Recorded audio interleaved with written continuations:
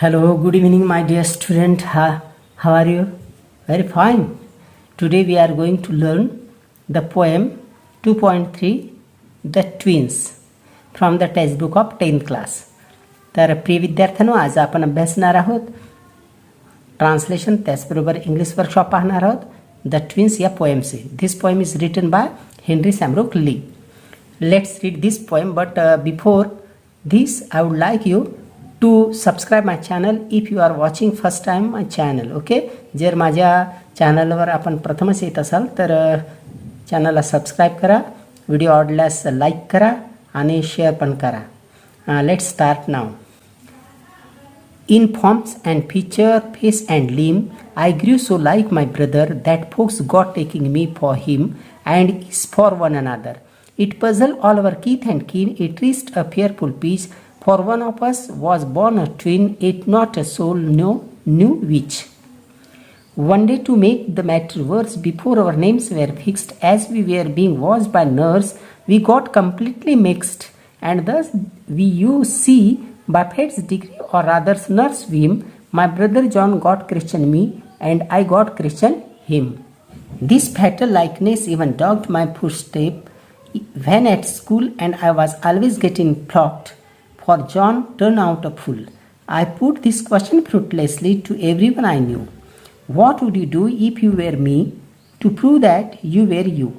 Our close resemblance turned the tide of my domestic life, for somehow my intended bride became my brother's wife. In fact, years after year, the same absurd mistake went on, and when I died, the neighbors came and buried brother John. Henry Sambrooke ली.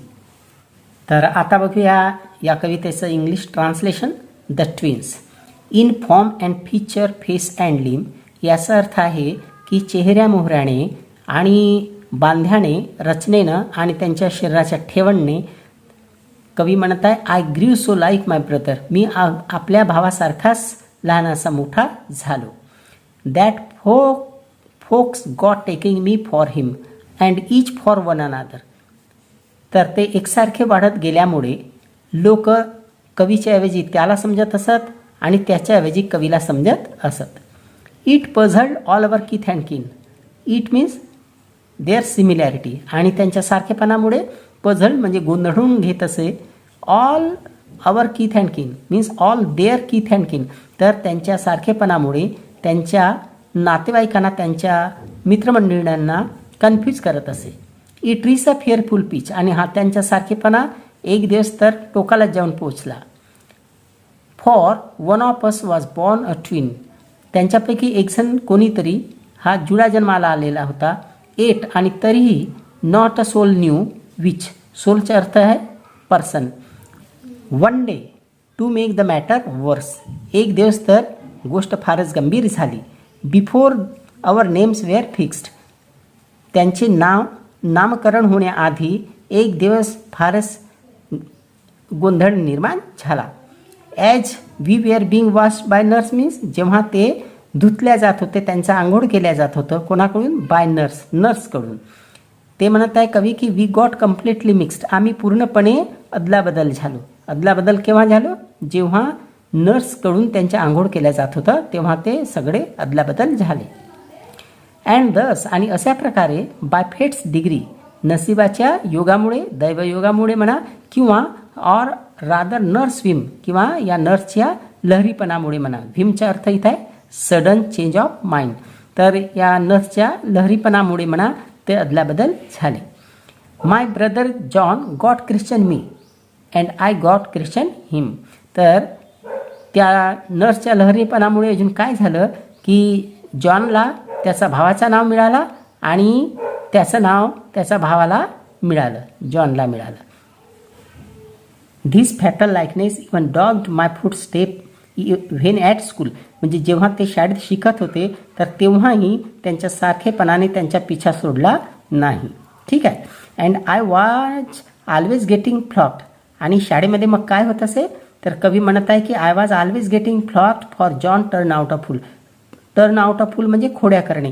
जेव्हा mischievous किंवा खोड्या करत असे John, तर त्याचं जे punishment आहे ते कवीला मिळत असे.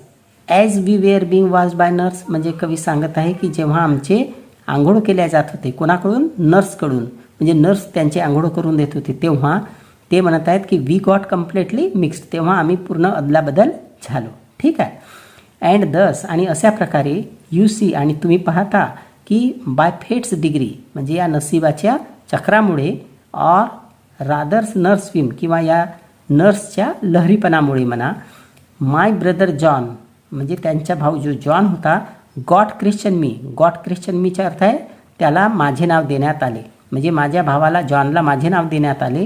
And I got Christian him, Christian म्हणजे नाव देणे, तर त्याला कवीला त्याच्या भावाचे नाव देण्यात आले. तर अशा प्रकारे गोंधळ निर्माण झाला. म्हणजे एकंदरीत त्याचे भाषांतर आपण असं पाहू शकतो की कवी म्हणत आहे की एक दिवस फारच गोंधळ निर्माण झाला. नामकरण सोहळ्याच्या वेळेस त्याच्या अगोदर नर्सबाई जेव्हा आंघोळ घालत होती, तर तेव्हा कवी म्हणत आहेत की आमच्यामध्ये अदलाबदल झाली आणि नशिबाचा खेळ म्हणा किंवा नर्सबाईचा लहरीपणा म्हणा, कवीला कवीच्या भावाचे नाव मिळाले आणि कवीचे नाव कवीच्या भावाला मिळाले, जॉनला मिळाले. तर या कमालीच्या सारखेपणामुळे पुढे काय झालं, this fatal likeness even dogged my foot step when at school, तर जेव्हा शाळेत जात असताना, शाळा शिकत असताना त्यांचा हा सारखेपणा त्यांच्या मागोवा तिथेही शाळेतही घेतला. आता कसा घेतला बघा. And I was always getting flogged, फ्लॉक्डचा अर्थ आहे बिटन अप, म्हणजे पिटाई पडत असे, मार पडत असे. तर केव्हा मार पडत असे कवीला, जॉन टर्न आउटफुल, जेव्हा जॉन हा टर्न आउटफुल म्हणजे खोड्या करणे, जेव्हा जॉन त्याचा भाऊ हा खोड्या करत असे आणि त्याच्या पनिशमेंट, त्याची पिटाई हे कवीला मिळत असे, असा त्याचा अर्थ आहे. आय पुट धिस क्वेश्चन फ्रुटलेसली, आणि तेव्हा कवी हा प्रश्न फ्रुटलेसली म्हणजे व्यर्थपणे, निरर्थकपणे हा प्रश्न करत असत. टू एव्हरीवन आय न्यू, म्हणजे ज्याला ज्याला कवी ओळखत असत त्या प्रत्येकाला ते एक प्रश्न करत असत. कोणता प्रश्न करत असत, I put this question fruitlessly to everyone I knew, तर कवी एक प्रश्न सगळ्यांना, फ्रुटलेसली म्हणजे निरर्थकपणे एक प्रश्न, टू एव्हरीवन आय न्यू म्हणजे ज्याला ज्याला कवी ओळखत असे त्या प्रत्येकाला कवी एक निरर्थक प्रश्न विचारत असे की व्हॉट वुड यू डू, तुम्ही काय कराल, इफ यू वेअर मी, तुम्ही चाहात, to prove that you were you म्हणजे तुम्ही चाहात, तर हे सिद्ध करण्यासाठी तुम्ही काय कराल, अशा प्रकारचा प्रश्न कवी प्रत्येक ओळखीच्या व्यक्तीला विचारत असे, असं याचा अर्थ आहे. त्यांच्या सारखेपणा शाळेत सुद्धा त्यांचा पिछा सोडला नाही. जॉन खोड्या करत असे आणि त्याचं पनिशमेंट कवीला मिळत असे आणि त्यामुळे कवी काय करत असे, माझ्या जागी जर तुम्ही असता तर तुम्ही चाहात हे पटवून देण्यासाठी तुम्ही काय केले असते, अशा प्रकारचा एक निरर्थक प्रश्न प्रत्येक व्यक्तीला ओळखीच्या व्यक्तीला ते विचारत असत. कवी म्हणत आहे आवर close resemblance turn the tied, आणि आमचे जो अगदी हा सारखेपणा होता तर टर्न द टाईड म्हणजे चेंज द सिच्युएशन, परिस्थितीच बदलून टाकली. त्यांच्या सारखेपणामुळे परिस्थितीच बदलून गेली. कशाची परिस्थिती, ऑफ माय डोमेस्टिक लाईफ. कवी म्हणत आहे की माझ्या खाजगी जीवनामध्ये सुद्धा या आमच्या सारखेपणामुळे माझी परिस्थितीच बदलून गेली. फॉर समहाऊ, आणि कसे काय झाले हे माहीत नाही, पण कवी म्हणत आहे माय इंटेंडेड ब्राईड बिकेम माय ब्रदर्स वाईफ, माझी नियोजित नववधू ही माझ्या भावाची पत्नी झाली, असं सांगत आहेत. देन इनफॅक्ट, आणि खरे पाहता years after year the same absurd mistake went on म्हणजे घडली. तर इयर्स आफ्टर इयर्स म्हणजे वर्षानुवर्षे अशाच प्रकारच्या, सेम ॲब्सर्ड मिस्टेक म्हणजे अशाच प्रकारच्या घोडचुका वेंट ऑन म्हणजे घडत गेल्या. अँड व्हेन आय डाईड, आणि कवी म्हणत आहे की जेव्हा मी मेलो तर नेबर्स केम, तर शेजारी आले आणि त्यांनी काय केलं, ब्युरीड ब्रदर जॉनला त्यांनी ब्युरीड केलं म्हणजे दफन केलं. या लास्ट कडव्याचा पुन्हा मी तुम्हाला अर्थ सांगतो आहे की कवी म्हणत आहेत की आमच्यातल्या या अगदी साम्यपणामुळे माझ्या खाजगी आयुष्यात देखील फार कलाटणी मिळाली. कसे झाले ते कोण जाणे, पण कवी म्हणत आहेत की माझी होणारी नववधू माझ्या भावाची पत्नी झाली.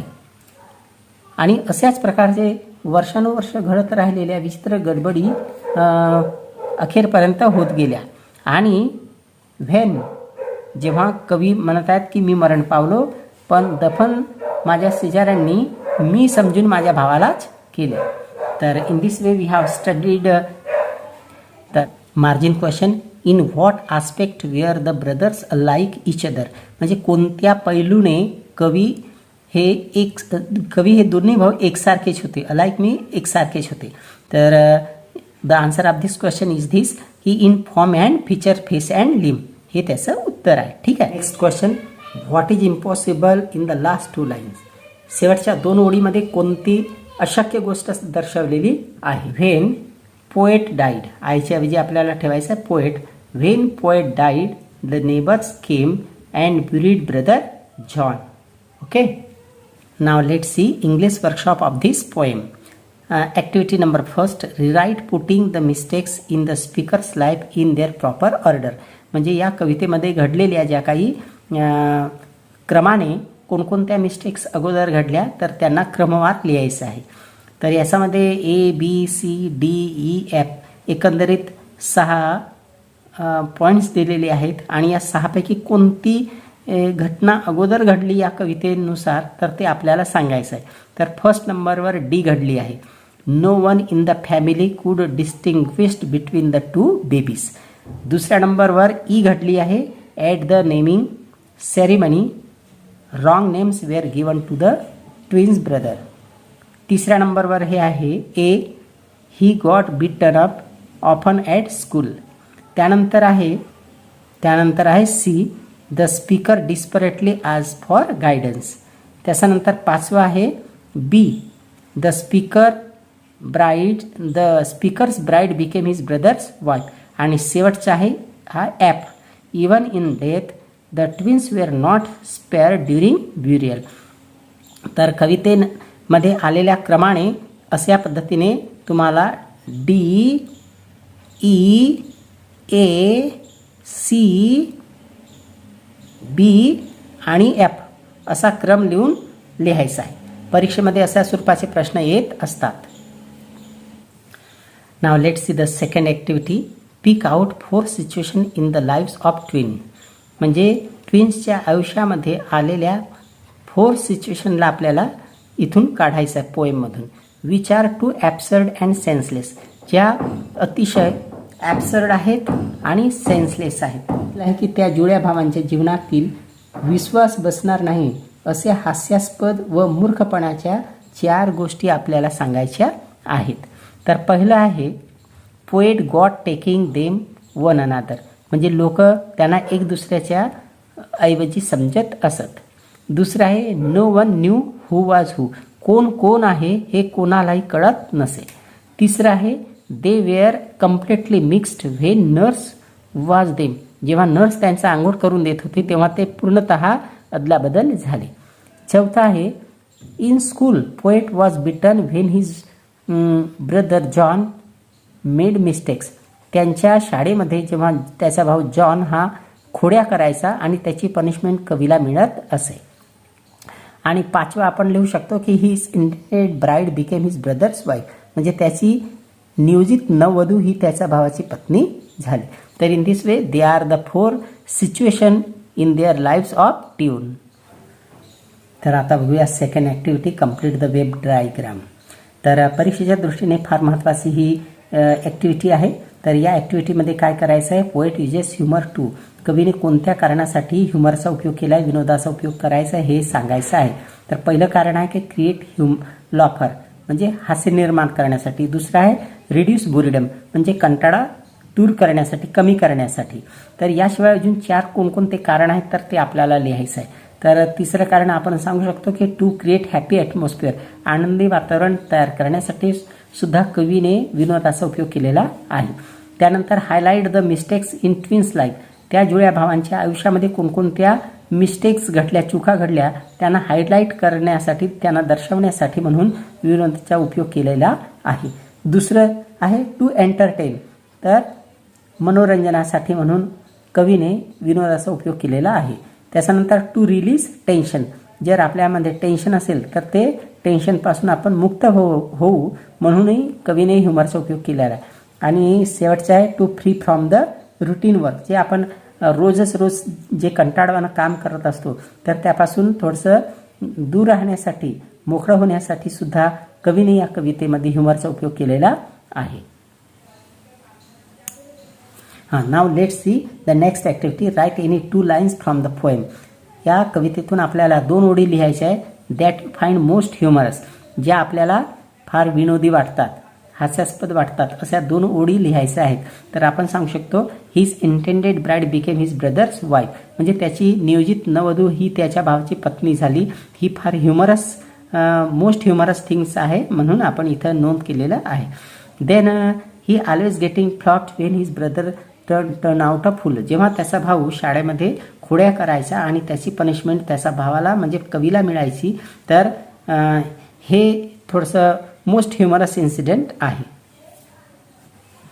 तर आता बघूया. Pick out the lines that contain alliteration in form and feature face handling. याच्यामध्ये ॲलिट्रेशन कोणकोणते आहेत कवितेमध्ये आपल्याला सांगायचं आहे. ॲलिट्रेशन म्हणजे अनुप्रास. अनुप्रास म्हणजे काय? एकाच ओळीमध्ये 2 शब्द एकाच अक्षराने सुरू होणे. जसं in form and feature face हँडलिंगमध्ये पहा, एकाच ओळीमध्ये फॉर्मचे यफ आहे आणि फीचरचे यफ आहे आणि फेसचे यफ आहे. तर जर एकाच ओळीमध्ये 2 पेक्षा अधिक शब्द एकाच लेटरने सुरू होत असतील तर त्या ओळीमध्ये फिगर ऑफ स्पीच ॲलिट्रेशन असतो.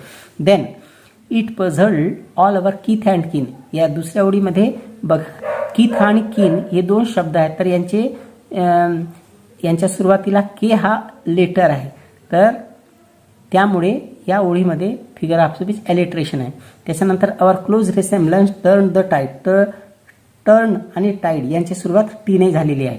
In it rich. आता त्याच्यानंतर बघूया एक्झाम्पल ऑफ पन. तर स्लेस अलंकार. तर it reaches a fearful pitch आणि I grieve so like my brother. तर अशा पद्धतीनं हे 2 या ओळीमध्ये, या कवितेमध्ये 2 पण म्हणजे स्लेस अलंकारचे उदाहरणं आहेत. आता बघूया hyperbole. My brother John christened me and I got christened him. तर हा हायपरबोलचा एक्झाम्पल आहे. हायपरबोल म्हणजे अतिशयोक्ती, एक्झॅगरेशन म्हणतात त्याला. तर हा एक एक्झाम्पल आहे हायपरबोलचा. त्याच्यानंतर अजून हा एक एक्झाम्पल आहे and I was always getting flogged for John turn out a fool. त्याच प्रकारे हायपरबोलचा अजून हा एक्झाम्पल आहे for one of us was born a twin at not a soul knew which. तर अशा प्रकारे हे हायपरबोलचे एक्झाम्पल तुम्ही नोट करू शकता. Now let's see the next activity. Pick out from the poem sets of words that generally go together. तर असे कोणकोणते शब्द आहेत जे सोबत चालत असतात. तर जसं आपण मराठीत म्हणतो ना केर कचरा, है ना, तर त्यासारखं जसं कीथ अँड किन, तर याच्यामध्ये सोबतच येत असतात. हे फॉर्म अँड फीचर सोबतच येत असतात. टर्न द टाईड सोबत येत असतात. फिअरफुल पीच सोबत येत असतात. आणि डोमेस्टिक लाईफ हे कधी सोबत येणारे शब्द आहेत. तर हे असे 4 शब्द आपण नोट केलेले आहेत. तर in this way we have studied this and last activity right and appreciation of the poem with reference to all point mention on page number 5. पहिल्याच कवितेमध्ये टीनेजर्स प्रेयरमध्ये 5 काही मुद्दे दिले आहेत आणि त्या मुद्द्यांच्या मदतीने आपल्याला अप्रिसिएशन ऑफ पोएम लिहायचं आहे. परंतु आता हल्ली ते थोडंसं बदल झाल्यामुळे आपल्याला फक्त 5 मुद्दे लिहायचे असतात. कोणतं? टायटल लिहायचं असते, पोएट लिहायचं असते, त्याच्यानंतर रायमिंग स्कीम लिहायचं असते आणि central idea of the poem or theme लिहायचं असते आणि शेवटी फिगर ऑफ स्पीच